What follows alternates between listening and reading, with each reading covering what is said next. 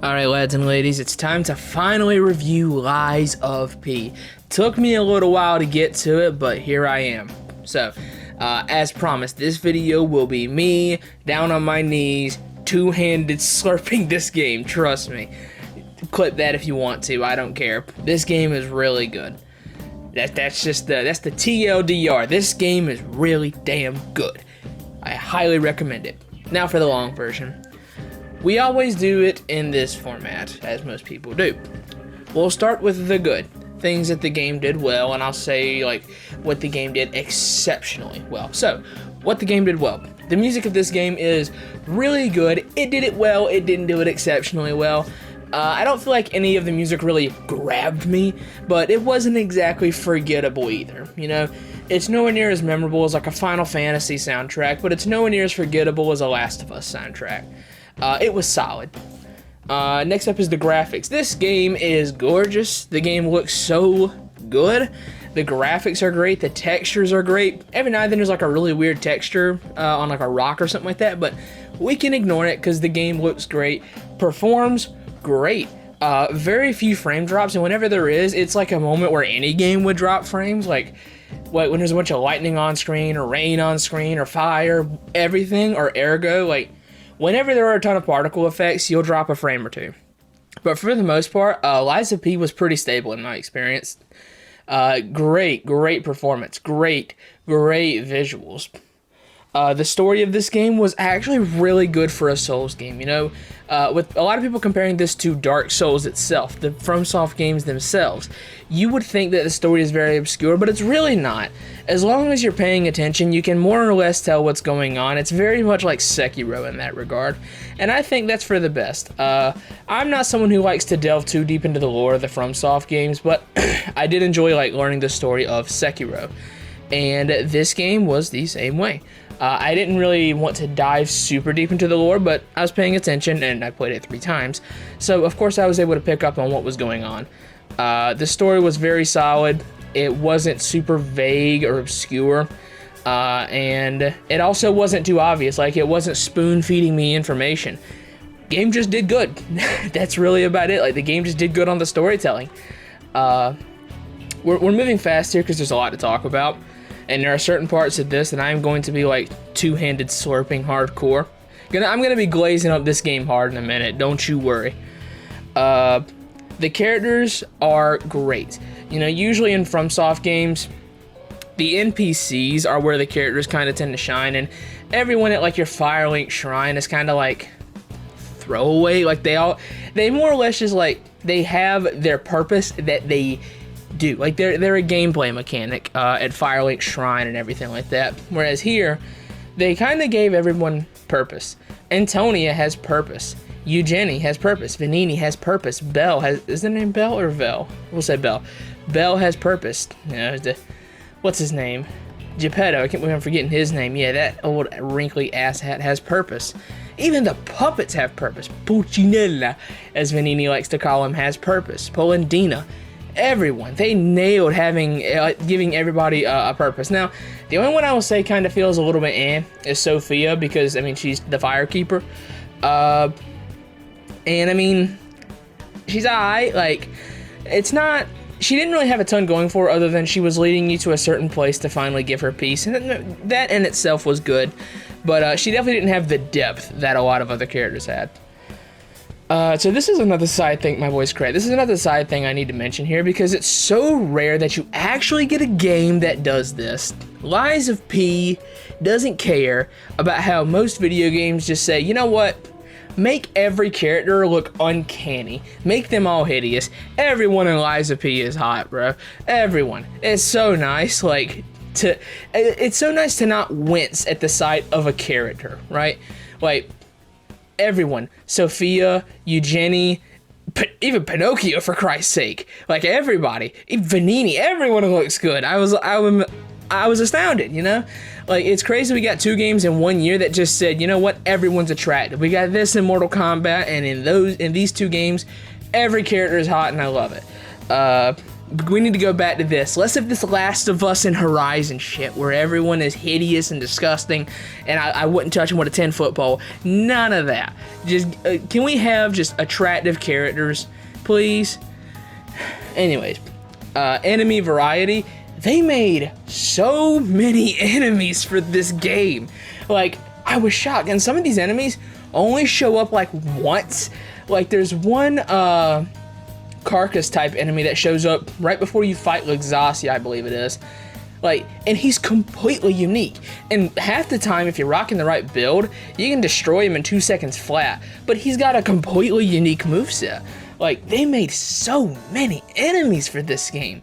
It's crazy. And like, it's mini bosses. It's I guess the stalkers are kind of lame, but it's mini bosses. And then there's like just normal enemy types, and there's like kind of middling enemies in between there. Enemies that are a bit tougher but aren't quite mini bosses. Like, it's so impressive. And you keep thinking like, oh, okay, surely we're not going to see any more enemies. You know, we're this late in the game. They introduce new enemy types to you up until the last Stargazer. They just keep giving them to you. This game understood the assignment of the Souls games, which is always have new enemies. You go to a new area, you got new enemies. An old area has changed, the enemies have changed. Everything. Like, everything that they needed to learn from Software, they learned it, and the enemy variety is perfect. The enemy design is also really well done.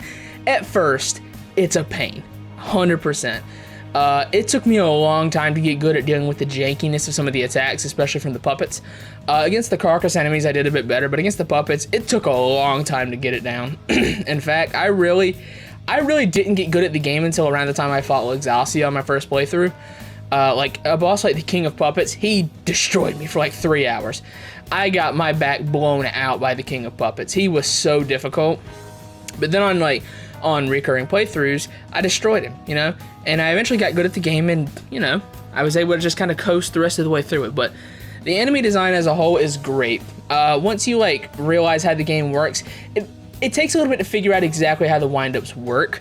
Because a lot of the time, you know, people will say, oh, the delays, you're not learning, you're not getting better at the game, you're learning these specific enemies. When you really start to pay attention, a lot of the delays kind of happen on the same timing. It's hard to describe, it really is, but a lot of them kind of have the same timing. Like, most of the time they'll wind up and it's like a click. Think of it like a click. Every time the character stops moving is one click. They'll wind up, click, swing. And a lot of the delays kind of work in that same way. And once I figured that out, it kind of reminded me of FF16, has some of the attacks work the same way in that. Once I figured it out, parrying got a whole lot easier. And I mean, if you really want to test your mettle against the enemies, if you know them, try using that twin dragon sword and see how far you get. Anyways, back on topic. Mechanics.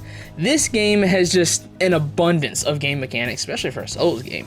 I mean, the Fable arts, I mean, weapon arts feel really useful because I don't feel like I'm constantly having to, like, worry, oh man, I've only got this many more blue flasks. Nah, man, just play the game, perfect block things, get good hits in, you'll build up more Fable. Legion, you know, this is the gadget arm from Sekiro, but it's like a really useful combat tool. You know, I've done some challenge runs of Sekiro, and I made good use of that gadget arm, I really did. But, even in the runs where, like, I wasn't even using my sword, it was always a support to whatever my other main method of attack was.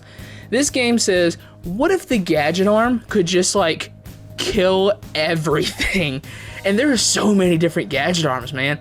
Like, they all have different functions. They have so many different buttons you can press to get unique actions on them. The Legion arm is just, it was great. They perfected the gadget arm 100%. Throwables are good in this, you know. In Souls games, they tend to be good at the start, but then really taper off. An example of this is how, like, at the start of Bloodborne, if you got enough Molotovs, you can just coast your way through the entire first chunk of the game. But later in the game, you know, you never want to use them.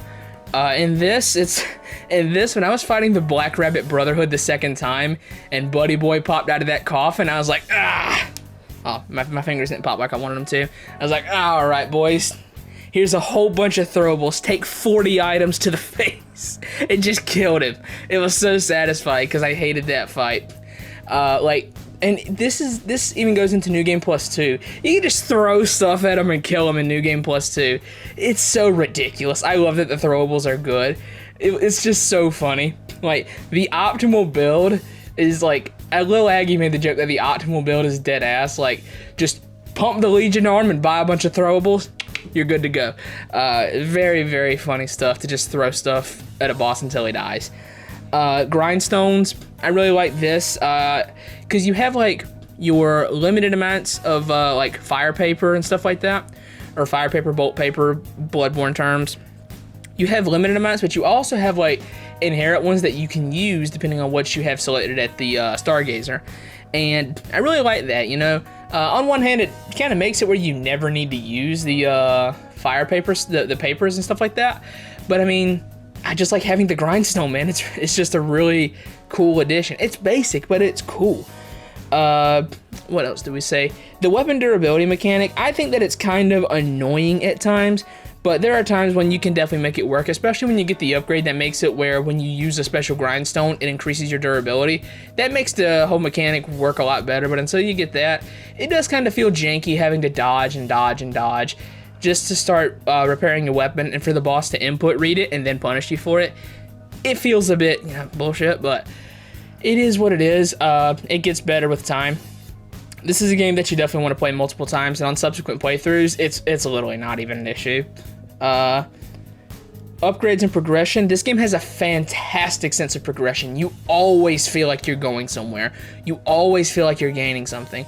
Like, there's just so much to upgrade with your P organs and the Legion arms and just leveling up in general.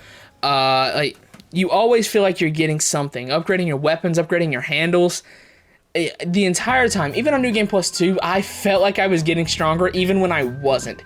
Like, the game's sense of progression is that good, where even when you're not getting stronger, you feel like you are. And they nailed it. Like, they literally just nailed that whole thing. Like I said, this review is me down on my knees, glazing up this game as hard as I can.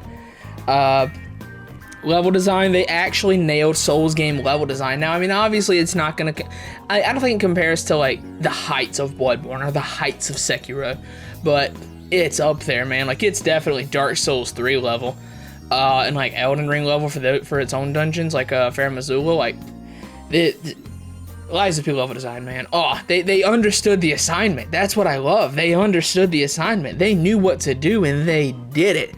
The level design, it's so interconnected. There's so many shortcuts. You think, oh my god, how did I end up back here? Like, when you go to the Arch Abbey and you spend, like, no joke, about 4 hours running around that hellhole, and you open a door and you're just back at the front gate. God knows how you got there, but you're there.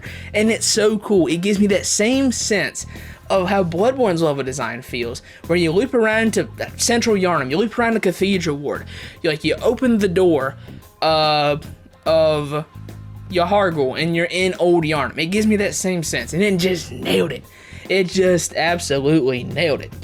Boss design, they killed it with some exceptions. I think that the clown guy at the start was a great first boss. I think that what's his name? Scrap Warden, I think his name is. He definitely like does a lot of the heavy lifting when it comes to teaching people how to really play the game, because you can just kind of like fumble your way through the clown fight and you'll be okay. But the Warden, I mean, he's great. He really teaches you the game's mechanics and perilous attacks and how to really deal with everything that you come across. And like, we're not going to go through every single boss, but I'll go through the notable ones. Champion Victor was a great boss. King of Puppets, I'll die on the hill that I hate him, and I think the way they made him just wasn't very good, because if you don't know, in his second phase, he just kind of input reads the entire time. Like, I'm not kidding. When he goes in for an attack, just block 2 or 3 hits. Just block a couple of them, and then just sit there. He will do nothing. He will literally just walk around you for sometimes like 10 seconds. He's waiting for you to do something so he can cheat and then counter before you can do anything to save yourself. That boss really got under my skin, because I hate input reading like that. It's one thing in Sekiro, like how the enemy will like see what you're doing and deflect your attack, but it's another thing when like they punish you before you can get any time to save yourself from it. And King of Puppets just does that for his entire second phase, and I absolutely hated it. With the exception of him, though, I like just about everyone. Luxasia was good. Simon Monas, I said his name was Anus. I don't think it's Anus. Nameless Puppet was good. Green Monster's full of shit. I'm sorry, I hate him. I hated him. Like, on subsequent playthroughs, he wasn't that bad. On my first one, he was the second hardest boss to me on my first playthrough. Green Monster and King of Puppets were tough. But boss design as a whole, it was so good. Stalker fights weren't great, but as a whole, I liked a lot of the boss fights in the game. Let's see. Weapons. There are so many weapons, and you can mix and match the weapons in any way you want. You can come up with the goofiest stuff in the world or the coolest stuff in the world. There's just so many weapons. It's too many to list off. Now, if I had to guess what is going to become the Ludwig's Holy Blade of this game, or the Sellsword Twin Blades, the thing that's so busted that, like, you'll look down on for using it, it's probably going to be the bone-cutting saw on the Dancer's curved sword handle. Now, I use that for the entirety of New Game and New Game Plus. Now, on New Game Plus 2, I switched between special weapons for literally the whole game. Except when I was fighting Carcassus, I would use, like, the Fire Dagger on the Acid Spear handle, because it was just so good. Or I'd put, like, the big Flaming Butcher Knife on the Electric Saw handle for the range. But, you see what I mean. Like, I switched up a lot, and there's just so many weapons, and I tried all the movesets for everything, and I barely scratched the surface of what is even possible in this game with the weapons. It's literally infinite experimentation. And the special weapons, just because you can't mix and match doesn't mean they're not unique, because good God, they are. Every special weapon feels different. They've all got a gimmick, and they all work so well. I just can't stop glazing up this game with how good it handled everything. I'm amazed at how they nailed it all. Plus the Legion arms, we can't forget about the Legion arms. They all have so many upgrades and so many buttons to do so many different unique actions. They're all useful. Even the worst Legion arm is useful. If you know how to use it, left arm of steel can do good damage. Now obviously it's not going to compare to the big dogs like Falcon Eyes and Aegis and Deus Ex Machina, the big three of the Legion arms, but man, it's just so good. Like, I love using the Legion arms. I sometimes use the Legion arms more than my weapon. It's just so good. Quality of life changes to the Souls formula. Let's see here. I have a list of these. Souls outside a boss room, great quality of life change. Love it. A great quality of life change, not the ED at the end. Loved it. You know, it allows you to pick up your souls, run back, spend them, do whatever. More clear on quests. The quests are so much more clear. I think that the Souls quests kind of work for a game kind of like Bloodborne, where you're always very aware of what you're doing and what's around you. But that whole system kind of fell apart in Elden Ring, where it's like, okay, I talked to this guy, and I won't see him for 30 hours, and then I might not see him again. That whole quest design kind of fell apart in Elden Ring, but this game, like, okay, it tells you what you need, and then like, when you find the item, it does tell you, hey, this is a quest item. You should go back and give it to this person because they asked for it. Sometimes in Souls games, you'll pick up like the quest item and then just like not know it's for a quest. I don't know how many times I did that in Elden Ring. So this game lets you know when it's for a quest, and I think it's a great quality of life change. It really is. It has a dedicated training area. You can test your stuff there. You can just hit a dummy or practice parrying or try your moves. It gives you infinite fable. Like, it's just so nice to have a training area in the Souls game hub. I don't know why it wasn't thought of before. I loved it. It lets you know when you can level because your ergo will glow blue when you have enough to level up. Really good change. And it has a better New Game Plus cycle than the Souls games. In the Souls games, your New Game Plus cycle is literally the same game, but it's harder. In Lies of P, they changed up a lot of the items that spawn around the world, and they give you like a new phase of P organ upgrades in New Game Plus and New Game Plus 2. 2 full new phases just for playing the game again, and you're just pushed to play it again and see what new items you pick up and see how high you can get your level. By the time I finished New Game Plus 2, I had every single phase of P organs, and all my stats were at 69. Nice. It was amazing. The New Game Plus in this, I it was so good. I usually don't like playing New Game Plus and Souls games. I don't do it very often unless it's for Sekiro. But I did it for this because it was fun and I loved it. All right, the glazing session is over. Believe it or not, I do have some issues. However, they're nitpicks. So, number one, I don't know what issue this game has with input buffering, but that shit's got to get patched immediately. I died so many times to the game just not catching that I'm pressing square. Like, if you dodge or do an attack, you can press square 50 times. Game won't catch it. I don't know how this happens. I don't know what causes this, but my God, it's annoying to die just because the game didn't catch your input that you're pressing square. It sometimes happens on a dodge, but it is most obvious when you're pressing square. I died a lot on the New Game Plus cycles to pressing square and the game just not even realizing that I'm doing it. I wish that it didn't do that, but it's not a huge negative, but my God, that's annoying. Some of the voice acting is a little rough. That's putting it mildly. Some of the voice acting sucks ass. For the most part, I think it was really solid. I think most of the main cast did very well. We even have some like Souls game voice actors. Like I believe Geppetto is voiced by the same guy that voiced Margit. I hope I didn't call Geppetto Giuseppe earlier in the review. That would suck. But the voice acting as a whole is solid, but there's some really bad line reads. You don't need me to tell you which ones they are. If you heard it, you know. Too many delayed attacks. I put this down as a negative, but it is, I mean, on one hand, skill issue. On the other hand, I do think there are a bit too many. Like, every enemy in the game, even the fast ones, have Margit level delays where they just hold a swing for no reason other than to trip up the player. And it kind of does break the immersion of like what I'm doing, because it's like, it feels less like, oh, okay, it's a, you know, it's a big weapon. The enemy just takes a while to swing it. Like, it's not a matter of, oh, they're taking a while to swing it. It's a matter of, oh, they're trying to trip up the player. Like, they know they're in a video game. They read the script. They know what they're doing. Again, nitpick, but it is annoying. And Black Rabbit Brotherhood Round 2. This is a pet peeve of mine. And by pet peeve, I mean this specific boss. Not like ganks in general, because Shadows of Yharnam is one of my favorite fights in Bloodborne. See, here's why I love that fight. It's 3 different enemies with different roles, and you can very much manage what you're doing. See, the issue is with this in Lies of P. It's 3 different enemies at once, and you can say, oh, well, you know, they don't all attack at the same time. Most of the time, because if you just happen to dodge in the general direction of one of the others, they will jump you, bro. It's like a Bang Bros thing. Like, you'll be the little white girl sitting on the couch as they all get around you, because it gets bad really quick.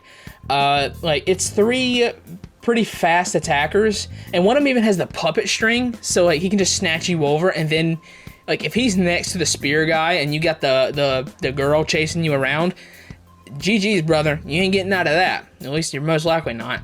That's why for this, like, you want to use Falcon Eyes or you want to use Deus Ex Machina just to get around that, but it was just a really bad decision to put 3 really fast enemies that don't serve different roles. They all just attack relentlessly when they aggro.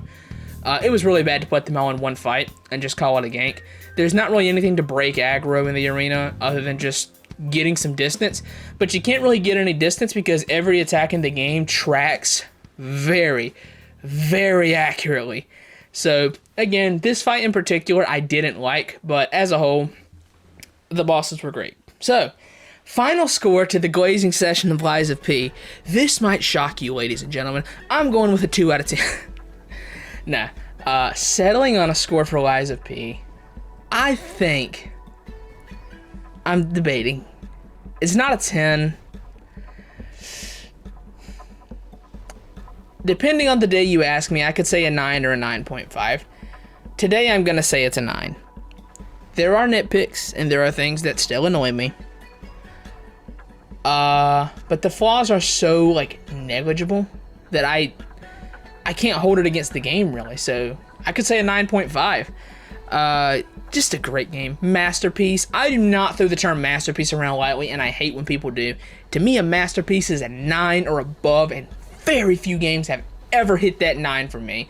We're talking like still single digits. Like, I give Final Fantasy 7 a 10. I give Bloodborne a 10. Sekiro's a 9.5. This is a 9 or a 9.5. Elden Ring is a 9. Hi-Fi Rush was a 9. That's all I can think of off the top. Now, Final Fantasy 9 is probably a 9. That's about all I can think of off the top of my head. Like, the moral of the story is, I do not throw the term masterpiece around all willy-nilly, and I'm here to tell you this game's a masterpiece. Play it. Even if you're someone who's not a big fan of the Souls genre, this is a good game to quote-unquote pop your cherry on the Souls genre.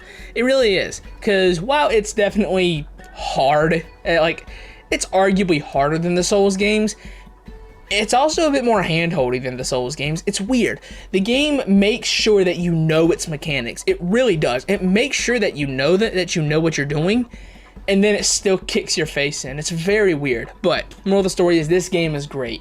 Anyways, if you manage to watch 30 minutes of me glazing this game up, I appreciate you.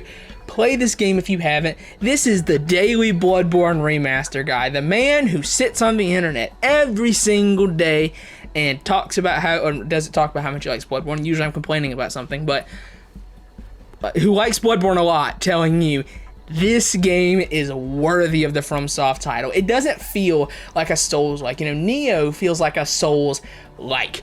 Wolong feels like a Souls-like. Stranger of Paradise feels like a Souls-like. Lies of P feels like, oh cool, FromSoft made a Pinocchio game. That's pretty interesting. That's the feeling I get from it. Anyways, thanks for watching. I hope you enjoyed. Play this video game. Hopefully you don't need me to tell you that. Be on the lookout for rankings of the special weapons as well as the Legion arms coming soon-ish. That's gonna do it. Thank you for watching. Y'all take it easy.